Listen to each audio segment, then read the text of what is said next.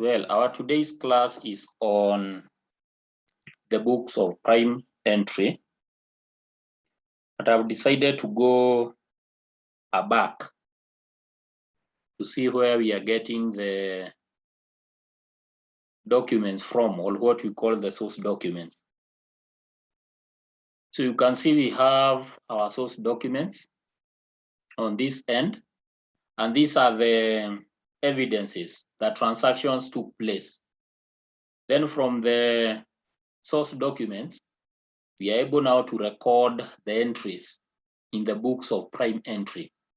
Basically, these are journals, and journals, we record the double entry.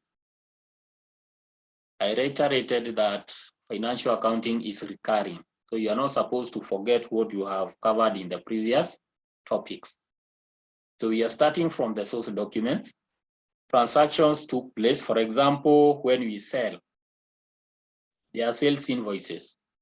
Then from the sales invoice, if I take the first one as an example, we record that in a sales journal, or what we call the sales day book. Now let me call it sales journal because we are recording one transaction. So the transaction will have the books that are affected on the debit side and on the credit side. So whatever affects the sales journal is what we are calling is what is being recorded in the sales journal. Then from the books of prime entry, we have now the ledgers, and we know that journals now prepares to do the relevant ledgers. To every individual transaction that took place at the books of entry, we are going now to file them in the ledgers. So we got the sales ledger, we have purchases ledger, and all the other transactions go to the general ledger. The keen interest on the two ledgers is because this particularly is what determines the operations of the particular business firm. Then these ledgers will be used in the preparation of the final accounts. And we have three final accounts. We have the trial balance, which is not necessarily the final account. And the work of the trial balance in your previous topic is to record the balances of the ledgers. So whatever you get in the sales ledger, you record. Whatever you get in the purchases ledger, you record. In the general ledger, you record. What you have in the assets ledger, you record. Every transaction. We have debits and we have credits. If I remind you, we said that all assets are debited. When they decrease, we credit. All liabilities are credited. When they decrease, we debit. All capital is credited. When it decreases, we debit. All expenses are debited. All incomes are credited. When we receive a discount, we credit. When we give a discount, we debit. Return inwards, we credit. Return outwards, we debit. So basically, those are the entries that we make in the journal. So once we journalize, we prepare the trial balance. And the trial balance is supposed to be it's a summary of all the debit and the credit entries. If it doesn't balance, don't even bother going to the balance sheet. Your balance sheet will never balance. At times, the trial balance balances because of errors that you committed when you are doing the entries, and it will still balance, but will be coming into errors later on. Should be our last topic at the later stages. Then we have the P&L. I want to remind you that the balance sheet is old school. We no longer call it a balance sheet. We call it a statement of financial position. The P&L, profit and loss account, is also old school. Currently, we call it the statement of comprehensive income. The reason why we cannot omit this, if you go in the library and you take a book that was printed before or prior to the changes, you'll still get the balance sheet. You'll still get the P&L. So by saying that currently we are using the statement of comprehensive income does not nullify all the books that are in the library, because the entries therein are still the same. It's the same case with, we used to say balance brought downward. No, balance brought forward. We no longer, in the modern accounting, we talk of balance brought downward and balance carried downward. We no longer talk of balance carried forward. Someone will ask you to where. Back to the topic. So once we get the source documents, this is an evidence. When the auditor comes to you are the accountant. I'm assuming you are the accountant. Those who will be auditors. When you find the accountants, the first thing that you want to take is the list of final accounts. But when you take now the list of the final accounts or the books of the final accounts or the financial statement of that particular business, you would be interested in the entries. If a particular entry looks fictitious, you are going to ask for a source document. And remember, we said that accounting is like a system. It has all the attributes of a system. It has input, which is source document. We have the process, all this is the process. Then we have the output, which is the final accounts. So the auditor will ask you for the input, which are source documents. Then from the inputs, you might be interested in knowing how the transaction was treated at the books of prime entry and the relevant ledger entries. So that's why we are covering all this.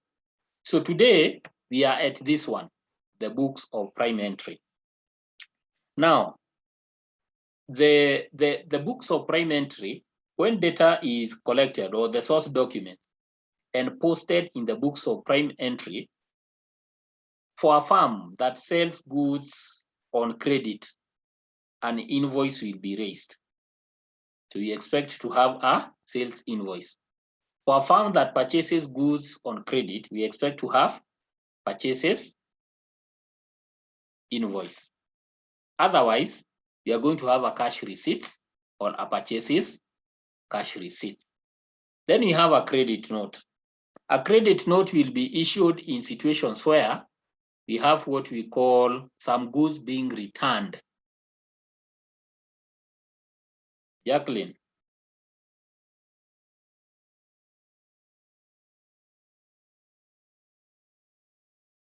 Jacqueline, I'm talking to you.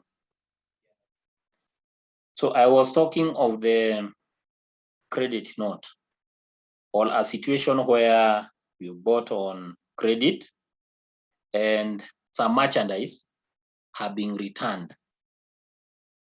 If that is the case, that our merchandise, no, return inwards is from the farm because you are the one who sold.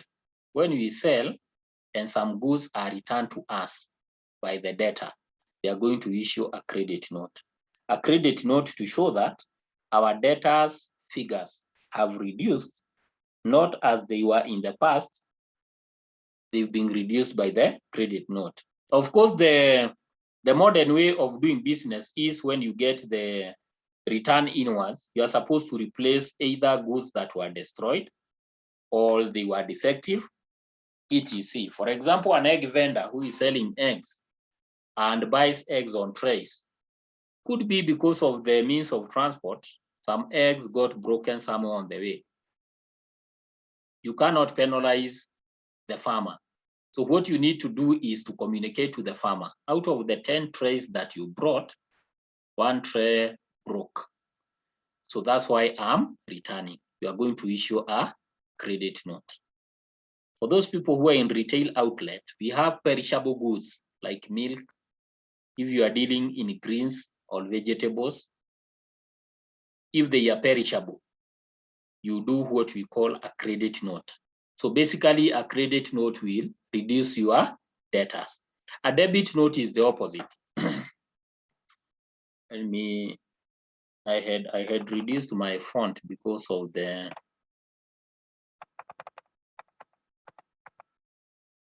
I should stop sharing to avoid these lines that we are getting from Jacqueline's end and reshare. So we go on. Giving an example, I was giving an illustration of the credit note and the debit note. So this is the clear picture. So we are talking of the credit note being raised by the debtor. Yeah. So the credit note is raised by the debtor. And once they raise that, they send to us telling us whatever you gave us, the materials or the items that you sold to us were either broken, damaged, defective, perishable, etc. There are so many things, or they were not of the right brand or whatever you had asked for. For example, assume you had asked for, let's say, Aqua Fresh Herbal, but you just received the normal Aqua Fresh. Yeah, you might return those tubes and request to be brought the normal Aqua Fresh tubes. You get, I'm talking of the toothpaste, Colgate, I don't know what you use it. I'm just giving an example. So we are going to get a credit note from the debtor saying that whatever you gave us was inadequate. You get? Then we have, when we buy on credit purchase, whatever we receive is a purchase invoice. Suppose out of what we received, there were some items that were not good and we are returning. We are going to have what we call return outwards. When we return the goods out, we are going to accompany them with a debit note, telling the creditor, our creditors, if let's say they were 100,000 worth of the purchases and we've returned goods worth 5,000, we are going to inform the creditor that going forward we owe you only 95,000. But the creditor might decide to bring other goods that are of the right quality, not broken, not defective, etc., for the status quo to remain. So these are the items that are normally indicated in the sales invoice. The sales invoice will have, you were in a face-to-face class, I would have brought an example of a sales invoice. I would have just picked one from the procurement department. But the sales invoice will contain the name and address of the firm, the name and the address of the buying firm, very important, date of making the sale. Why is it important? Because you're operating on credit terms. There is that time that we call there is that period, the credit period, that you've agreed with the debtor. If you've agreed with the debtor that we are going to give you a period of 30 days, the reason why we are indicating the date on the invoice, once the 30 days elapses, and down there it is indicated goods once sold are not returned. And we've also indicated down there that terms and conditions apply. So if the terms of the credit is 30 days, we expect after 30 days lapses, we are going to receive the money from the debtor. Then the invoice number, this for tracking purposes. The invoice book will come, it will be serialized. So it will have the numbers, it will be bearing the number up there. It is for easier traceability. Just in case the auditor asks you for a particular invoice, you can easily look into it from the file. Yeah. Then we have the amount due, as obvious, description of goods that were sold, also very important, because at times you could be taken advantage of receiving merchandise that you didn't sell in form of return inwards. Then the terms of sales. Of course, if it is an invoice, it shows that it is in credit, but you are supposed to indicate how many days. Is it a fortnight? Is it a month? Is it 2 months? Etc., depending on the nature of. So for the fast moving goods, you find most customers are given 2 weeks to replenish. So you're supposed to pay within 2 weeks to get another supply. Then you have the purchase invoice, which is the opposite of sales invoice. So here we are the ones who are selling. Purchase invoice, we are buying. So the information will be the same, only that this time it will be indicated up there, purchases invoice. Before you get the invoice, we expect to have sent what we call an order. There's something that we call an LPO, a local purchase order. If it is a service we are offering, it is called a local service order, LSO, or we have what we call the LPO. Then from there, after we raise the invoice, now we've received, I've already explained the credit note, and I've said when we have debtors returning or returns inward, we are going to have the credit note showing us that the debtor status have reduced. If debtors decrease, what do? Debtors are current assets, we credit. So this shows that we've been credited, and the normal status of debtors is not as it were when they were purchasing. So this source document will bear the name and address of the firm, name and the address of the debtor, amount of credit, credit note number, and the reason for credit. If goods sent were, for example, of the wrong type, or there were breakages, or they were expired, etc. The opposite of credit note is debit note. So debit note, it is the firm, it is us as the business. I said you always take yourself in the position of the business when you're arguing. So it is us who've received materials that we didn't want. Either they are perishable, they are defective, etc. So we are going to return outward. When we do a return outward, it is accompanied by a debit note. And a debit note shows that our creditors have reduced. Our creditors have reduced.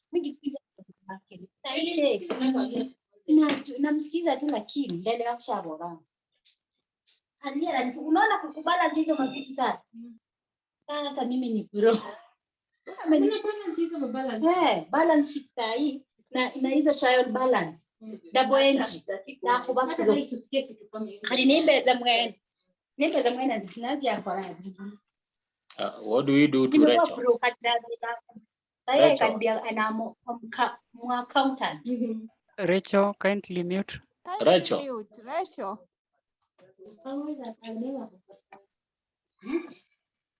So it is showing that Rachel is even not in this class, isn't it?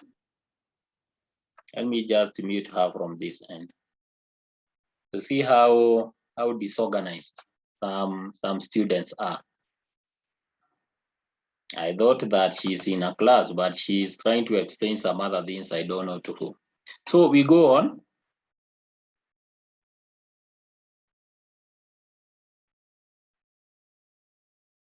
So I was talking of the debit note. We are the business. We are returning outward. So we are going to return some merchandise to our creditors. This will reduce the position of our creditors. Creditors are liabilities. When liabilities reduce, we debit. So whatever we had, the debit note, the reason why we are calling it a debit note, we are asking our suppliers, or rather our creditors, to debit the items that we have returned to them because they are no longer creditors. Are we there? So we go on.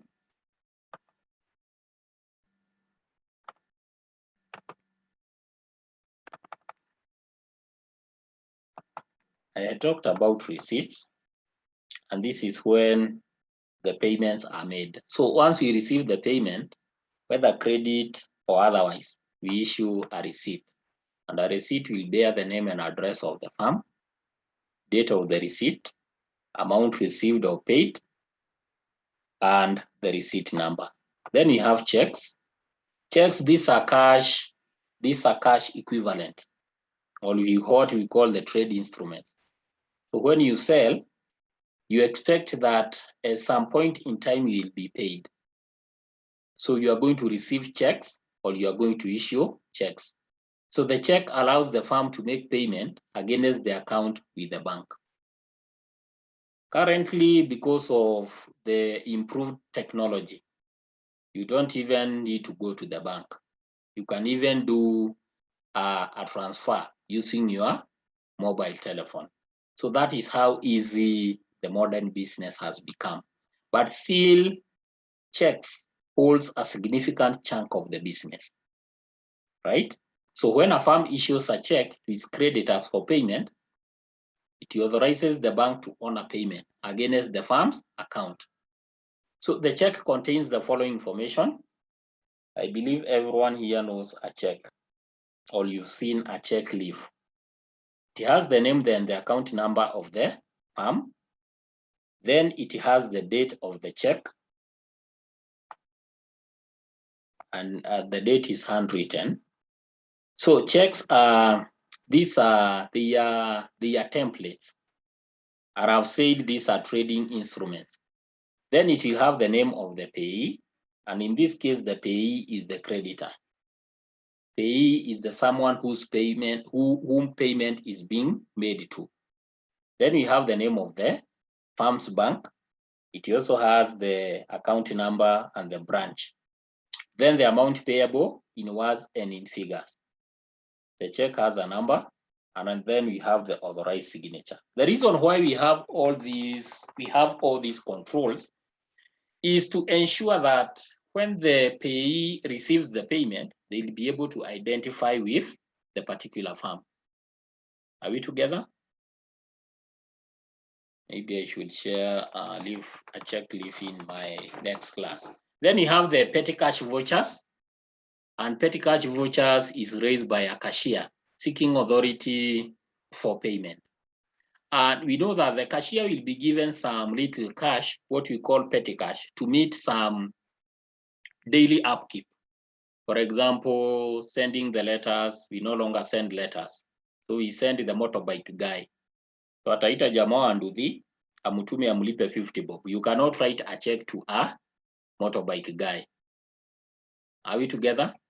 Maybe you need to buy some milk or even some matchbox to lit your fire. You cannot go to the finance department raising a requisition of 3 shillings. So these small, or what we call the immaterial transaction. That's why they are called petty. Petty means immaterial. They are normally met through cash. So the cashier will be given authority to incur an expenditure. For example, for bus fare, office snacks, etc. And it will be pre-approved by the senior manager.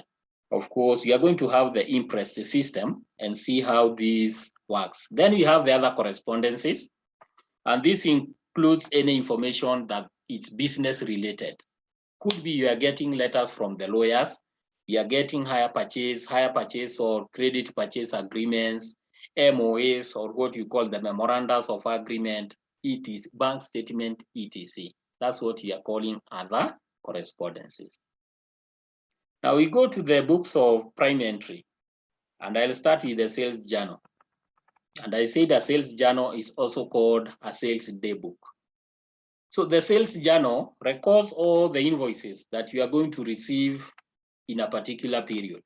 For example, we have received invoices from these particular debtors.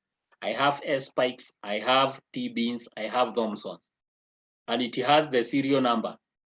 So you can see it shows now the sales ledger. So the affected book will be our sales ledger, and it has been folioed. So the folio, this column records now the reference. if we were to refer, where are we going to refer to? So we have the sales ledger number 10. Its amount is 200 shillings. And the data is S spikes. So these totals to our sales, let's say on a particular day like today, on 12th October, we sold 700. You expect, assuming that you have hired someone to do business on your behalf because you are in school or you are working, you expect in the evening to go and peruse through the sales journal to see the transaction that took place in that particular business, or even monthly, or you can hire someone, an accountant, to be doing it for you. So these individual entries is what you are doing in the previous class when you are doing the double entry, but we cannot avoid, so we'll be coming to those ones. A good example is this. We'll be given an example here of the credit sales. So what will happen in the sales journal, I'm going to record all this. So you can see post the items to the relevant account in the sales ledger and then show the transfer to the sales account in the general ledger. So the first thing to do is to journalize, and this is what we've done. And then we've posted them in the relevant journals. For example, J. Gordon. You can see J. Gordon is appearing on 1st March and again coming on 10th March. So I expect when I go to the debtors book, I'm going to get a data by the name J. Gordon, and I'll be able to trace those transactions in the ledger. Got it? If the link expires, just relog in. Same case to purchases, but now purchases will be recording all the purchases that we are making. So purchases will be composed of all our creditors, those who have given us goods on credit. For example, I have C. Kelly and I have L. Smiles.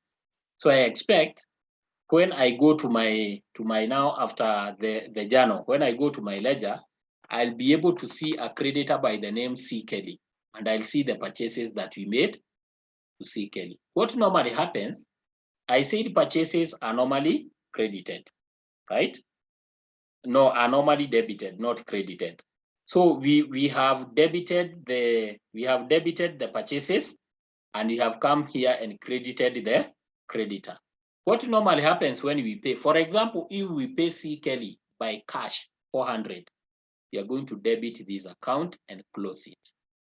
If by the end of the trading period we will not have paid C. Kelly, then you are going to have still an outstanding liability of 400 to pay.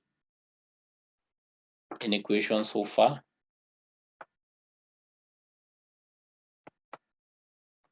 Return inward journals. Do you have still someone who has a problem with return inward? I said return inward is what is brought back to us. And while they are brought back to us, debtors will write us what we call credit note, telling us we no longer owe you this amount because of the goods that we have returned. What we owe you forthwith is what is indicated on this note. So kindly credit or reduce our debtors by this amount. Are we there? Then we have the general ledger. Yes? Question?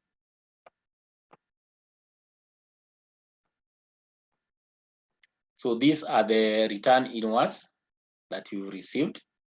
Then you go to the return outwards. These are the goods that you are going to take outside there. It's very hard to learn from what has been worked already. I want to go to an example that hasn't been worked on, so that we work with the, let's work with this one. So you are to enter the following items in the books and post to your personal accounts and show transfers to the general ledger. So you can pick this.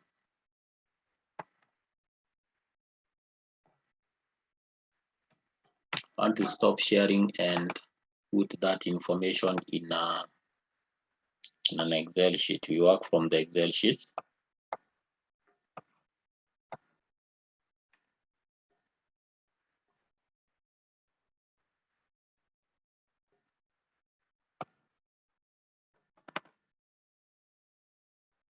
Once the link expires, just log in again.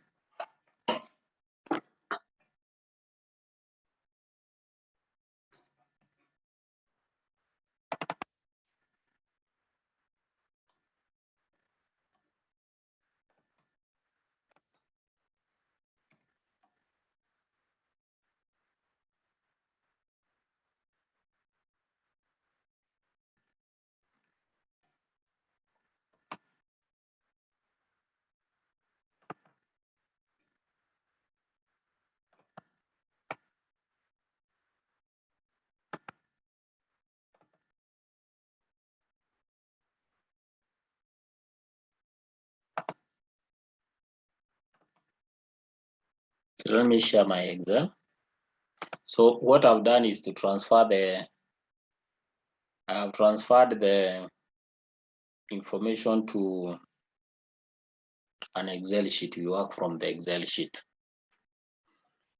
So you are to enter the following items in the books: post personal accounts and show transfers to the general ledger. What I normally advise students is, once you get such information, the first thing is to journalize. Now we've been told to come up with the books of prime entry, but we can do everything. We are accounting students. So on this side, I'll have the accounts that will be debited.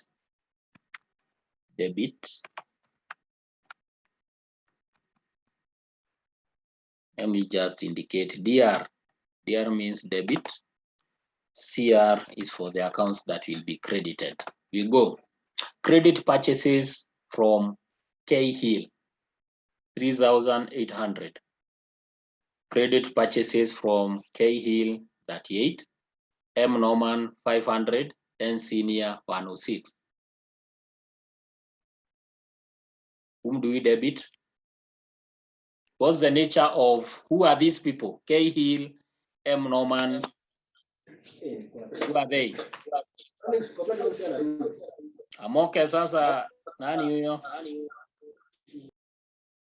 Amoke wewe? I'm asking what's the nature of these people? K Hill, N Norman, N Senior. We are doing credit purchases. Are they creditors or debtors?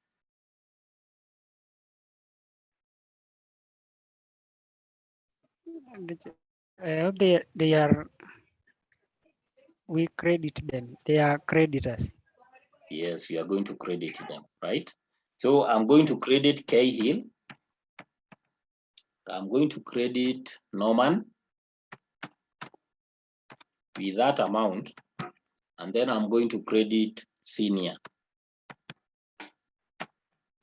What am I debiting? What am I debiting? I'm going to debit the purchases, right? Purchases are not stock. What's the difference between purchases and stock? What's the difference? What's the difference between purchases and stock? Purchases are not necessarily stock.